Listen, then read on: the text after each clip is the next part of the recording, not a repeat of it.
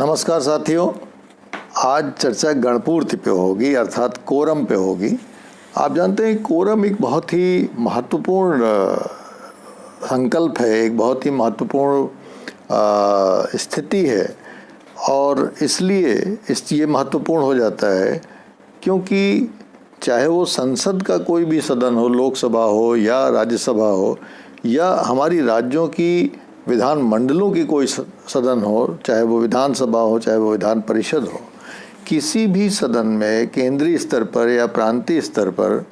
सदन की कार्रवाई को चलाने और सदन की कार्रवाई को रोकने का अधिकार जिसको प्राप्त है उसको हम कोरम कह सकते हैं। अर्थात जब तक किसी सदन में कोरम नहीं होगा तब तक उस सदन की कार्रवाई शुरू नहीं हो सकती है। और जब भी कभी सदन की कार्रवाई अगर चल भी रही हो और उस समय अगर सदन का कोरम पाया जाता है कि सदन का कोरम नहीं है तो सदन की कार्रवाई को रोकना पड़ता है। आप इसी से अनुमान लगा सकते हैं कि ये कोरम कितना महत्वपूर्ण होता है कि सदन की कार्रवाई को शुरू करने के लिए और सदन की चलती हुई कार्रवाई को रोकने के लिए ये जिम्मेदार होता है। तो आइए देखते हैं कि ये कोरम होती क्या चीज़ है और कैसे इसको हम समझ सकते हैं कैसे इसकी गणना होती है, कोरम का निर्धारण कैसे होता है कि कोरम क्या संविधान इसका निर्धारण करता है या पीठासीन अधिकारी निर्धारण करता है, कौन इसका निर्धारण करता है, कैसे ये पता चलता है, क्या उसके लिए रेमेडीज़ हैं, क्या हमारे पास उसको समाप्त करने के लिए कोरम को की समस्या निपटने के लिए हमारे पास क्या स्थितियां हैं और कोरम का क्या प्रभाव पड़ता है पूरे संसदात्मक व्यवस्था पे। आइए इस सबको समझने की कोशिश करते हैं। तो मैं आज सबसे पहले आपसे ये डिस्कस करना चाहता हूँ कि कोरम का कॉन्सेप्ट क्या है। गणपूर्ति कहते हैं इसको हिंदी में, तो गणपूर्ति या कोरम का कॉन्सेप्ट क्या है। देखिए, आप जानते हैं कि किसी भी सदन की एक निश्चित संख्या होती है, जैसे लोकसभा की एक निश्चित संख्या है, राज्यसभा की एक निश्चित संख्या है। सभी हम लोग जानते हैं कि लोकसभा की सदस्य संख्या कितनी है, राज्यसभा की सदस्य संख्या कितनी है। अब सवाल ये पैदा होता है कि लोकसभा की कार्यवाही जब शुरू होनी होती है तो गणपूर्ति का मतलब ये हुआ कि उस कुल सदस्य संख्या का, अगर लोकसभा में 545 सदस्य हैं तो 545 सदस्यों में से कम कितने सदस्य उपस्थित हों लोकसभा में जिससे कि लोकसभा की कार्यवाही को शुरू किया जा सके। इसी प्रकार से राज्यसभा में 250 सदस्य हैं, अगर 250 सदस्यों में कम कितने सदस्य उपस्थित हों तो राज्यसभा की कार्यवाही को शुरू किया जा सके। तो कोरम वह संख्या है, वह न्यूनतम संख्या है, सदस्य संख्या है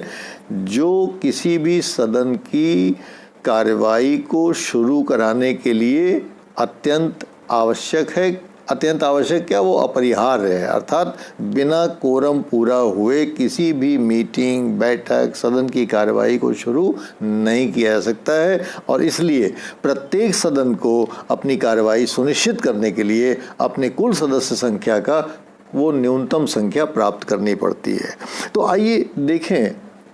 कि इसका कारण क्या है, क्यों ये बात रखी गई है कि किसी भी सदन में कम से कम इतने सदस्य होने चाहिए। उसका एक कारण ये है कि जो भी सदन होता है, जैसे मान लीजिए लोकसभा है तो लोकसभा में अगर 545 सदस्य हैं तो ऐसा माना जाता है कि ऐसा ना हो कि कोई ऐसी परिस्थिति बने जिसमें 2-4 मुट्ठी भर के सदस्य आके जो है कोई निर्णय ले लें। और इसलिए किसी भी बैठक में, मीटिंग में, सदन में एक न्यूनतम संख्या का निर्धारण कर दिया जाता है कि जब तक उतने सदस्य नहीं आएंगे तब तक सदन की कार्यवाही को विधिक मान्यता प्राप्त नहीं होगी, तब तक वो लीगल नहीं मानी जाएगी, इल्लीगल हो जाएगी। अर्थात उसकी कार्यवाहियों को, उसके द्वारा लिए गए निर्णयों को विधिमान्य नहीं माना जाएगा, लीगल नहीं माना जाएगा। तो क्या हमारे भारतीय संविधान में संविधान कोई ऐसी व्यवस्था करता है कि लोकसभा की सदस्य संख्या का कुल कितने प्रतिशत होना चाहिए या कितने लोग होने चाहिए लोकसभा में कि लोकसभा की कार्यवाही सुनिश्चित हो सके, शुरू हो सके? राज्यसभा में कम से कम कितने सदस्य होने चाहिए कि राज्यसभा की कार्यवाही सुनिश्चित हो सके? हाँ, हमारे संविधान का अनुच्छेद 100 अर्थात संविधान का जो 100वां अनुच्छेद है 100 100th जो आर्टिकल है, आर्टिकल 100, उस आर्टिकल 100 में हमारे संसद का कोरम निर्धारित किया गया है कि संसद का अर्थात लोकसभा का और राज्यसभा का कोरम क्या होगा, उसकी गणपूर्ति क्या होगी। और उस प्रावधान के अनुसार ये लिखा हुआ है, अनुच्छेद 100 में ये लिखा हुआ है कि किसी भी सदन की कुल सदस्य संख्या का 1/10वां हिस्सा उस सदन के लिए कोरम या गणपूर्ति का काम करेगा। That means out of the total members of the house, at least minimum 1/10 members must be present to start the proceedings of the house। तो लोकसभा में आप सभी जानते हैं कि 545 सदस्य हैं, तो 545 का अगर 10% निकाला जाए तो एक प्रकार से 54.5 आता है, तो 54.5 तो कोई सदस्य हो नहीं सकते, इसलिए 55 सदस्य माने जाते हैं कि लोकसभा की कार्यवाही को सुनिश्चित करने के लिए, सुचारू रूप से चलाने के लिए, शुरू करने के लिए, कानूनन शुरू करने के लिए लोकसभा में कम से कम 55 सदस्य होने चाहिए। और यह इम्पॉर्टेंट जहाँ है जानना कि उस 55 सदस्यों में लोकसभा का अध्यक्ष भी सम्मिलित होता है, क्योंकि लोकसभा का अध्यक्ष भी लोकसभा का सदस्य होता है, तो उसको भी एक सदस्य की मान्यता प्राप्त है। तो जब हम 55 की गणना करते हैं, लोकसभा में 55 सदस्यों की जब हम गणना करते हैं, तो लोकसभा के 55 सदस्यों में एक लोकसभा का अध्यक्ष हो गया और 54 और सदस्य होने चाहिए। और इस प्रकार से जब 55 सदस्य हो जाते हैं तब लोकसभा की कार्यवाही स्पीकर को लेके गणपूर्ति अगर सुनिश्चित हो गई तब लोकसभा की कार्यवाही प्रारंभ होती है। इसी प्रकार राज्यसभा में 250 सदस्य हैं, लेकिन राज्यसभा और लोकसभा की स्थिति में एक बहुत ही महत्वपूर्ण फर्क है, और वो महत्वपूर्ण फर्क ये है कि राज्यसभा का जो सभापति होता है वो राज्यसभा का सदस्य नहीं होता है। आप जानते हैं कि उपराष्ट्रपति भारत का पदेन राज्यसभा का अध्यक्ष होता है, इसलिए अगर उपराष्ट्रपति अध्यक्षता कर रहा है सदन की, राज्यसभा की, तो उपराष्ट्रपति की गणना नहीं की जाती है। अर्थात राज्यसभा में गणपूर्ति का निर्धारण करने में पीठासीन अधिकारी को नहीं गिना जाता है। अर्थात 25 राज्यसभा के सदस्य चाहिए होते हैं, जिसमें कि राज्यसभा का सभापति, राज्यसभा का जो चेयरमैन है, वाइस प्रेसिडेंट होता है, उसकी गणना नहीं होगी। आपने देखा कि लोकसभा में गणपूर्ति की गणना करने में, उस 10% की गणना करने में लोकसभा का अध्यक्ष शरीक होता है, लेकिन राज्यसभा में जब हम उस गणपूर्ति की गणना करते हैं 10%, तो उसमें राज्यसभा का सभापति एक्सक्लूडेड रहता है। राज्यसभा के सभापति को उसमें शरीक नहीं किया जाता है, क्योंकि राज्यसभा का सभापति राज्यसभा का अध्यक्ष नहीं होता है, वो उपराष्ट्रपति होता है और ex officio chairman of the Rajya Sabha होता है। तो पहली चीज़ तो हमें ये ध्यान में रखनी है। दूसरी चीज़ हमें ये ध्यान में रखनी है कि ये अध्यक्ष और राज्यसभा के सभापति का एक प्रकार से ड्यूटी है, एक दायित्व है कि वो सदन की कार्यवाही को तभी शुरू कर सकते हैं जबकि उनको ये सुनिश्चित हो जाए कि हाँ सदन में गणपूर्ति है, अर्थात सदन में न्यूनतम जो रिक्वायरमेंट है किसी भी कार्यवाही को शुरू करने के लिए सदन की, वो है। अर्थात लोकसभा में 55 सदस्य हैं, राज्यसभा में 25 सदस्य हैं। जब ये सुनिश्चित हो जाता है तभी वो उसकी कार्यवाही शुरू कर सकते हैं। ये उनकी ड्यूटी है, उनकी जिम्मेदारी है। दूसरी जिम्मेदारी उनके ऊपर ये होती है कि अगर कार्यवाही शुरू हो गई राज्यसभा की, अगर कार्यवाही शुरू हो गई लोकसभा की, तो उनकी जिम्मेदारी ये भी है कि जब तक वहाँ कोरम है तब तक तो कार्रवाई चलती रहे, लेकिन जैसे ही उनको ये पता चलता है कि कोरम ख़त्म हो गया, मान लीजिए लोकसभा में 55 सदस्य सब हैं अध्यक्ष को मिला के, और अचानक पता चला कि केवल जो है 85 ही सदस्य रह गए हैं, तो लोकसभा का अध्यक्ष या तो स्वयं स्वतः संज्ञान ले कि हाँ कोरम अब नहीं रहा, या उसको बताया जाए, कोई सदस्य बता दे कि हाँ अगर अब कोरम नहीं है, 55 लोग नहीं है, 55 से कम हो गए हैं, या मार्शल बताए कि भाई 55 सदस्य नहीं है, तो ये उसकी ड्यूटी है कि वो तत्काल लोकसभा की कार्रवाई को रोक दे। वो तत्काल राज्यसभा की कार्रवाई को रोक दे। तो अगर लोकसभा और राज्यसभा की कार्रवाई शुरू भी हो जाती है और कार्रवाई शुरू होने के बीच में उसी दिन मान लीजिए कि पता चलता है कि गणपूर्ति नहीं है, तो सदन का जो पीठासीन अधिकारी है उसकी ये ड्यूटी बनती है कि वो जैसे ही उसको पता चले कि उसके सदन में गणपूर्ति नहीं है, वो सदन की कार्रवाई को रोक देगा। तो ये दूसरी महत्वपूर्ण चीज़ है कि अध्यक्ष और राज्यसभा के सभापति की ये जिम्मेदारी है कि बिना गणपूर्ति के वो सदन को शुरू न करें, और शुरू कर भी दिया प्रोसीडिंग्स और किसी बिंदु पे अगर उनको लगे कि गणपूर्ति में कमी आ गई है तो वो तत्काल उसको सस्पेंड कर देते हैं। अब उनको ये बताने की जिम्मेदारी मार्शल की होती है सदन के, कि सदन की जब कार्रवाई शुरू होने वाली होती है, आप जानते हैं लोकसभा और राज्यसभा के समय तय है कि कब उनकी कार्रवाई शुरू होगी, तो समय से जैसे ही कार्रवाई शुरू होने के पूर्व मार्शल, उन दोनों सदनों के मार्शल अपने अपने पीठासीन अधिकारी को बताते हैं कि हाँ साहब गणपूर्ति है, अब आप सदन की कार्रवाई शुरू कर सकते हैं। लेकिन अगर मार्शल नहीं बताता या मार्शल बताता है कि गणपूर्ति नहीं है, तो फिर अध्यक्ष को सदन की कार्रवाई स्थगित रखनी पड़ती है और तब तक वो नहीं शुरू कर सकता है जब तक कि उसमें गणपूर्ति हो न जाए। तो अब एक मनोरंजक स्थिति ये आई कि मान लीजिए लोकसभा की कार्रवाई शुरू होना है और मार्शल ने बताया कि साहब गणपूर्ति तो है ही नहीं, या लोकसभा की कार्रवाई चल रही है और मार्शल ने आगे बताया कि साहब जो है वो तो 55 सदस्य से कम हो गए, लोकसभा की गणपूर्ति नहीं है इस समय। तो अब क्या किया जाए? कार्रवाई तो तुरंत रोकनी पड़ेगी अध्यक्ष को। कार्रवाई रोक दी गई और उसके बाद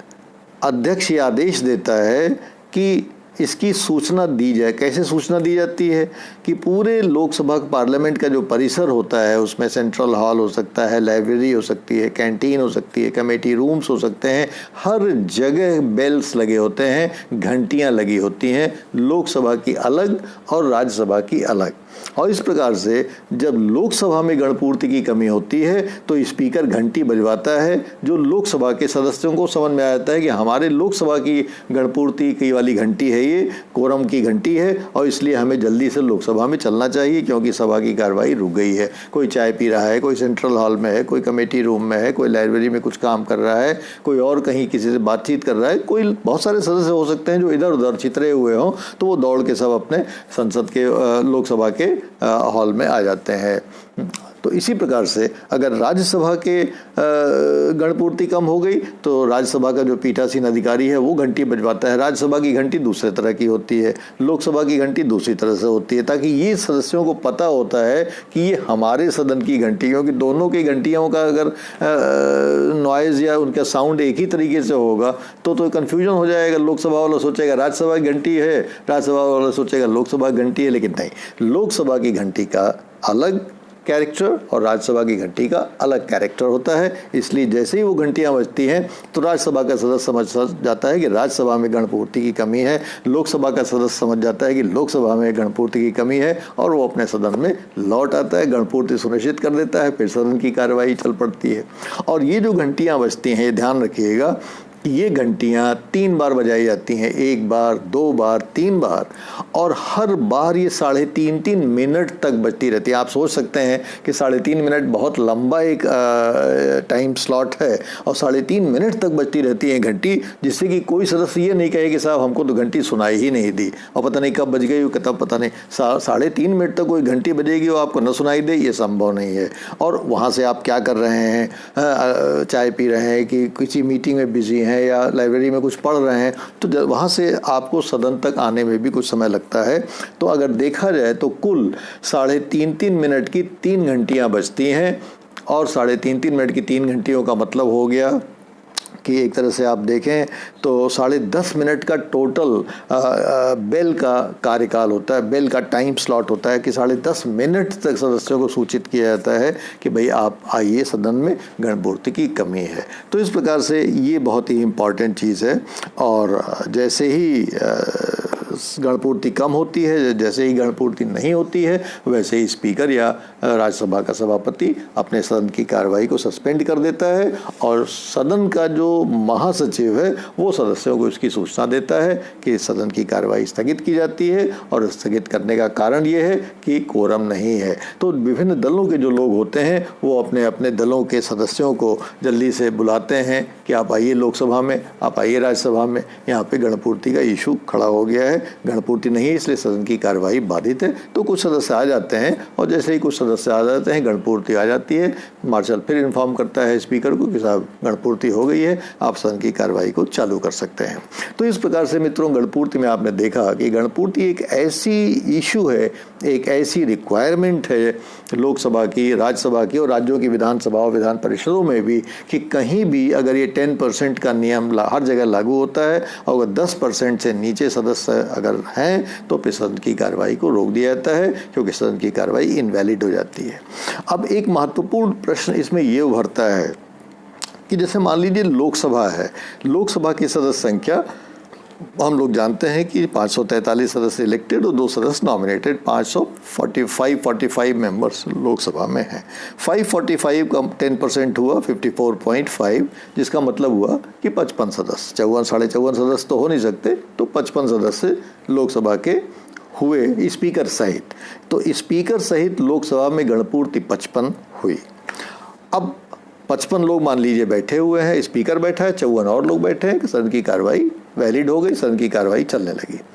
अब अगर कोई निर्णय लेना है, 54 लोग केवल बैठे हैं, सोचिए 545 के सदस्य संख्या वाले सदन में, हाइपोथेटिकल क्वेश्चन है ये, लेकिन अगर 545 के सदस्य संख्या वाले सदन में केवल 54 लोग बैठे हुए हैं, 54 लोग बैठे हुए हैं, तो ऐसी स्थिति में स्पीकर के अतिरिक्त सदन की कार्रवाई चालू हो जाएगी और अगर सदन की कार्रवाई चालू हो जाएगी तो उस कार्रवाई को वैध माना जाएगा। और उस वैध मानने का मतलब ये हुआ कि अगर उस समय सदन कोई निर्णय लेता है, किसी विधेयक पर मतदान होता है, तो उस मतदान में जो भी बहुमत से निर्णय ले लिया जाए, तो हाइपोथेटिकली हम लोग मान सकते हैं कि साधारण विधेयक पे, जिस पे कि सामान्य बहुमत की आवश्यकता होती है, अगर साधारण विधेयक पर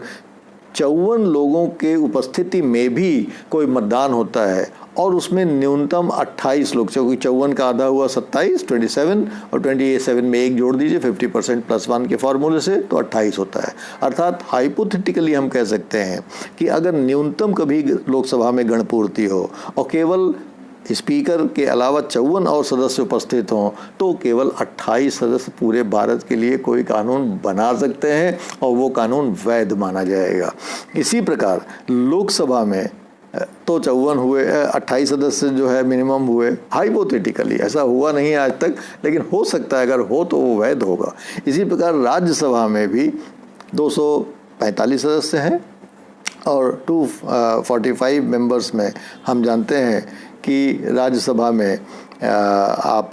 जैसा कि देख रहे हैं कि भाई चेयरमैन को एक्सक्लूड कर दिया जाता है और राज्यसभा में अगर चेयरमैन को एक्सक्लूड कर दिया जाए तो एक्सक्लूड करने के बाद हमको पता चलता है कि भाई राज्यसभा में एक तरीके से 12-13 सदस्य जो हैं वो गणपूर्ति मेजॉरिटी बनाएंगे। तो अगर चाहे राज्यसभा, तो राज्यसभा 12-13 लोगों के भी 14 लोगों के भी बहुमत से कोई कानून पास कर सकती है। तो कहने का मतलब ये है कि गणपूर्ति इसलिए रखी गई है दोनों सदनों में कि कम से कम न्यूनतम सदस्यों के द्वारा एक कार्रवाई सुनिश्चित किया जा सके, कार्रवाई शुरू हो फिर और लोग आते रहेंगे। लेकिन इसकी परिकल्पना भी हमारे संविधान बनाने वालों ने शायद नहीं कर पाई कि अगर कभी न्यूनतम गणपूर्ति पे ही मान लीजिए सदन ऑपरेट कर रहा है, तो भी क्या साधारण बहुमत इतना कम हो सकता है कि 28 लोग लोकसभा में और 13-14 लोग राज्यसभा में पूरे भारत के लिए कानून बना सके। ये हमारे कॉन्स्टिट्यूशन में मुझे लगता है कि एक बहुत बड़ा लैक्यूना है। लेकिन अपने आप में ये हाइपोथेटिकल है ज़रूर, लेकिन है एक बहुत ही गंभीर मुद्दा कि क्या इतने बड़े देश के लिए इतने मुट्ठी भर के लोग कानून बना सकते हैं। लेकिन गणपूर्ति कि जो संवैधानिक आवश्यकता है 10% की, वो इसकी इजाज़त देती है कि अगर केवल 10% लोग ही सदन में मौजूद हैं तो सदन की कार्रवाई को वैध माना जाएगा, लीगल माना जाएगा, उनके द्वारा लिए गए निर्णयों को भी संवैधानिक माना जाएगा। तो मित्रों, ये जो गणपूर्ति या कोरम का इशू है, ये अपने आप में बड़ा इम्पॉर्टेंट है। इंटरेस्टिंग इसलिए है कि इसमें सदन की कार्रवाई को शुरू कराने की इजाज़त छुपी हुई है और सदन की चलती हुई कार्रवाई पर फुल स्टॉप या ब्रेक लगाने की का भी अधिकार छुपा हुआ है। तो गणपूर्ति वो चीज़ है जो जिसके बिना सदन चल नहीं सकता, और गणपूर्ति वो चीज़ है कि चलते हुए सदन को अगर गणपूर्ति नहीं है तो सदन की कार्रवाई को रोकने के लिए अध्यक्ष को विवश होना पड़ता है। तो मुझे लगता है कि ये एक इंटरेस्टिंग इशू था जो कि मेरे जहन में आया, और आप लोगों में से कुछ छात्रों ने इंडिकेट किया, इस पर चर्चा हुई। कैसा लगा आपको? अपने विचार शेयर करिएगा। कोई प्रश्न हो तो हमसे ज़रूर पूछिएगा। Thank you very much.